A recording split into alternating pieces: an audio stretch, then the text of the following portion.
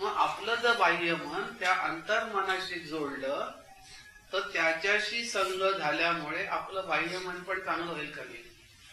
होईल. आपल्यावरनं स्वतःवरनं विचार करायचा. मी कसं उदाहरणाने सांगत असतो की असं उगीच कथा कल्पित नाही. विचार करायचा की 5-6 वर्षापूर्वी आपण इथे यायला लागलो.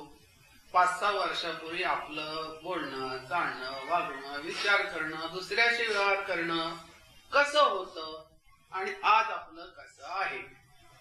रुपयात 1 पैसा का होईना पण 6 वर्षामध्ये आपल्याला कुठेतरी फरक झालेला आहे. 6 वर्षापूर्वी आपण व्यसनी होतो, खूप व्यसन करायचो, लांड्या लाबाडे करायचो. आता 6 वर्षानंतर आपल्यात कुठेतरी भयंकर कमी झालं सगळं हे. व्यसनं तर आपली सुटलीच, काळे धंदे पण कमी झाले, दुसऱ्याला टोप्या मारायची वृत्ती पण बंद झाली. म्हणजे ही सुधारणा झाली का नाही? कशामुळे झाली? तर अंतर्मनाशी आपण आपला संबंध जोडल्यामुळे.